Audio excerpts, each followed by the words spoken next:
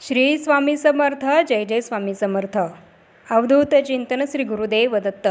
तुम्हा सर्वांचं पुन्हा एकदा आपल्या या नवीन व्हिडिओमध्ये मी अगदी मनापासून स्वागत करते. दत्त जयंतीनिमित्त आपण सर्वांनी गुरुचरित्र पारायण हे सुरू केले असेल. अगदी प्रसन्न असं आपल्या मनाला गुरुचरित्र पारायण करून आपल्याला वाटत असेल. आपल्यापैकी काहींनी गुरुचरित्र पारायण हे स्वामी समर्थ महाराजांच्या मठामध्ये केंद्रामध्ये सुरू केले असेल, तर काहींनी घरीच पारायण हे सुरू केले असेल. केंद्रामध्ये जे गुरुचरित्र पारायण होत असतं ती सामूहिक सेवाही होत असते आणि घरी आपण जे काही पारायण करत असतो ते आपली वैयक्तिक सेवा असते.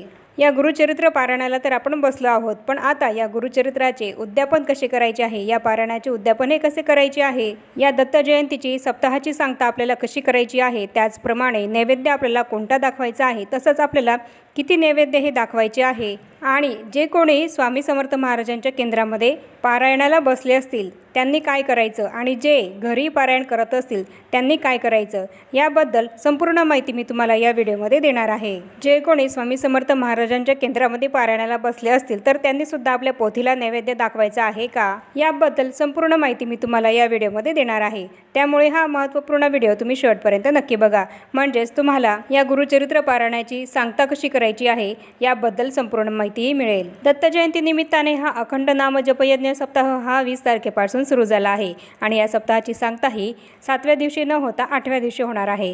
कारण 7व्या दिवशी म्हणजेच 26 तारखेला दत्त जयंती आहे आणि दत्त जयंतीच्या दिवशी जे कोणी गुरुचरित्र पारायण हे करत असतात, गुरुचरित्राच्या पारायणाला जे कोणी बसलेले असतील त्या सर्वांना उपवास करायचा असतो.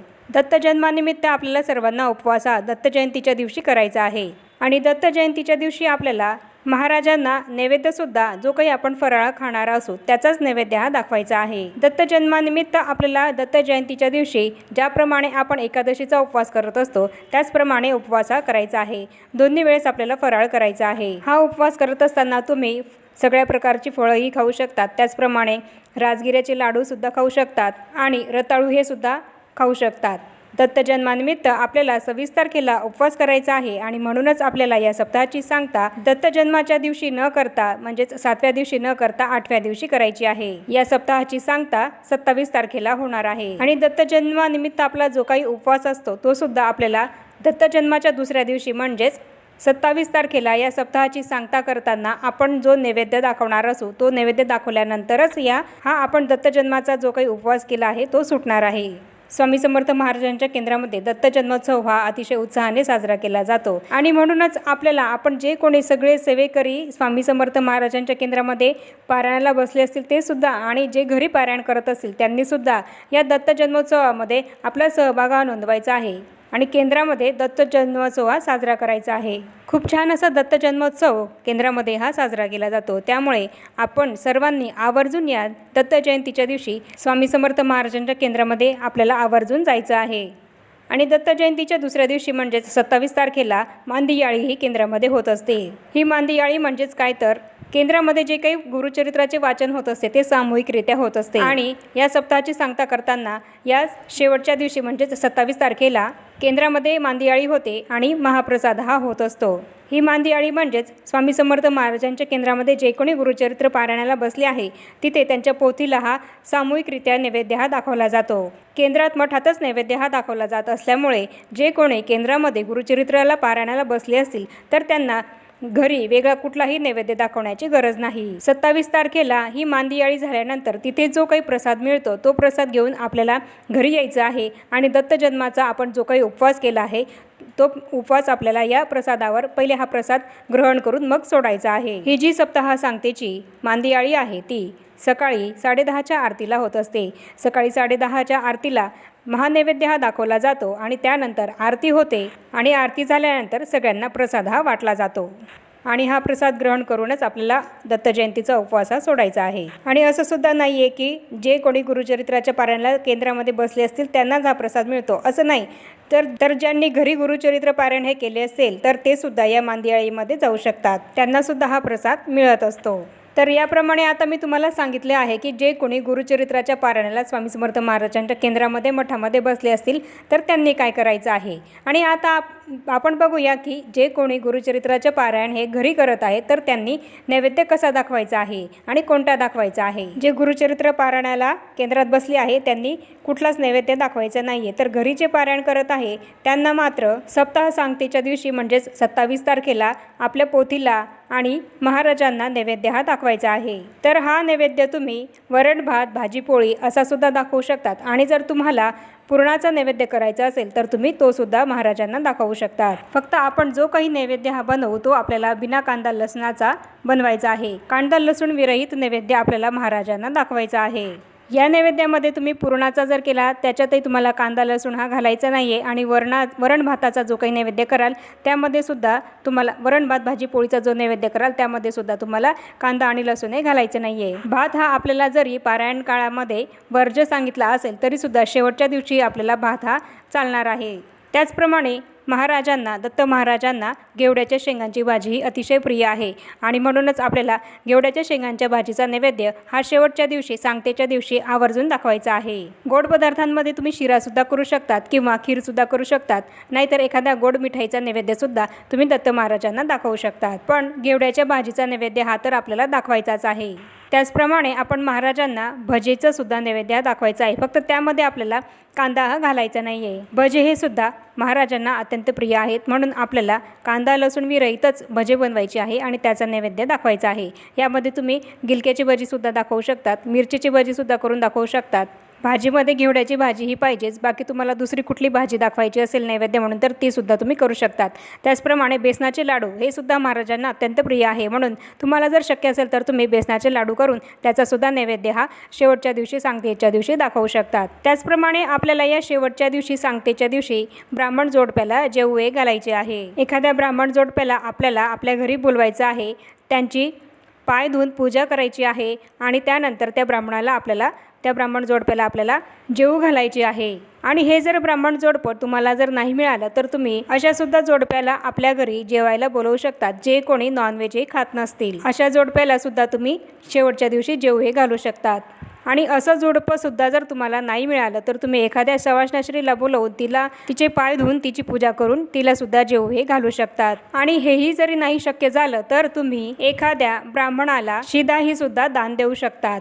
या शिदेमध्ये आपल्याला 2 ब्राह्मणांचं पोट भरेल इतकी शिदा आपल्याला त्या ब्राह्मणाला ही दान द्यायची आहे। यामध्ये तुम्हाला यथाशक्ती जे दान देता येईल तितकं हे तुम्हाला दान द्यायचं आहे। ही शिदा आपल्याला आधीच काढून ठेवायची आहे। जेव्हा आपण नैवेद्य दाखवून आरती करणार असू त्याच्या आधीच आपल्याला ही शिदा काढून ठेवायची आहे। आणि आपण जो काही नैवेद्य हा पोथीला महाराजांना घरामध्ये दाखवणार असू तो नैवेद्य दाखवून आरती केल्यानंतर आधी ही शिदा आपल्याला ब्राह्मणाला दान द्यायची आहे आणि त्यानंतरच आपल्याला आपला उपवास जो आहे तो सोडायचा आहे। आणि हेही जर तुम्हाला शक्य नाही झालं तर तुम्ही जिथे कुठे दत्त जयंतीनिमित्त अन्नदान हे होत असेल तिथे जाऊन सुद्धा तुम्हाला जर अन्नधान्य हे जर तिथे जाऊन दान देता आलं तर ते सुद्धा देऊ शकतात किंवा देणगी स्वरूपात सुद्धा तुम्हाला जे काही तुमच्या यथाशक्ती तुम्हाला दान द्यायचं असेल तर ते सुद्धा तुम्ही देऊ शकतात। त्याचप्रमाणे तुम्ही केंद्रामध्ये जी काही मांदियाळी होत असते त्या मांदियाळीसाठी जर तुम्हाला हे काही देता आलं पैशांच्या स्वरूपात म्हणा किंवा जो काही प्रसाद हा वाटला जात असतो त्या प्रसादाच्या स्वरूपामध्ये तुम्हाला जे काही दान द्यायचं असेल ते तुम्ही तुमच्या यथाशक्ती दान केंद्रामध्ये मठामध्ये सुद्धा देऊ शकतात। पण आपल्याला घरी नैवेद्य हा दाखवायचाच आहे। तर या नैवेद्यामध्ये आपल्याला काय काय दाखवायचं आहे हे तर मी तुम्हाला तर सांगितलं आहे। आणि आता आपल्याला हे किती नैवेद्य मांडायचे आहे आणि हे नैवेद्य कोणाकोणाला आपल्याला दाखवायचे आहे याबद्दल आता आपण बघूया। घरी जे गुरुचरित्राचे पारायण करत आहे त्यांनी 10:30च्या आधीपर्यंत हा नैवेद्य आपण तयार करून ठेवायचा आहे। 10-10:30ला हा नैवेद्य आपल्याला महाराजांना दाखवायचा आहे। तर यामध्ये आपल्याला 4 नैवेद्य हे मांडायचे आहेत। हे 4 नैवेद्य कोणासाठी तर पहिला नैवेद्य हा दत्त महाराजांसाठी, दुसरा नैवेद्य हा स्वामी समर्थ महाराजांसाठी, तिसरा नैवेद्य हा आपली कुलदेवी जी आहे तिच्यासाठी आणि चौथा जो नैवेद्य आहे तो आपण हे गुरुचरित्र ग्रंथ ही जी पोथी आहे त्या पोथीसाठी या ग्रंथासाठी आपल्याला नैवेद्य हा मांडायचा आहे। आणि या ग्रंथाला जो काही आपण नैवेद्य दाखवणार असू तो नैवेद्य आपल्याला गाईला खाऊ घालायचा आहे। लक्षात ठेवा आपण जो ग्रंथासाठी नैवेद्य मांडलेला आहे तो आपल्याला गाईलाच खाऊ घालायचा आहे। आणि इतर जे 3 नैवेद्य आपण मांडलेले आहे ते नैवेद्य आपल्याला स्वतः ग्रहण करायचे आहे। हे जे 3 नैवेद्य आहे ते नैवेद्य आपण आपल्या घरातील प्रत्येक सदस्यांनी प्रसाद म्हणून खायचे आहेत। हे नैवेद्यच आपल्याला सर्वात आधी खायचे आहेत। हा जो नैवेद्य आपण दाखवणार असू तो आपल्याला सगळ्यात आधी खायचा आहे आणि हा नैवेद्य आपल्याला वाया जाऊ द्यायचा नाही आहे, हा नैवेद्य आपल्याला टाकायचा नाही आहे।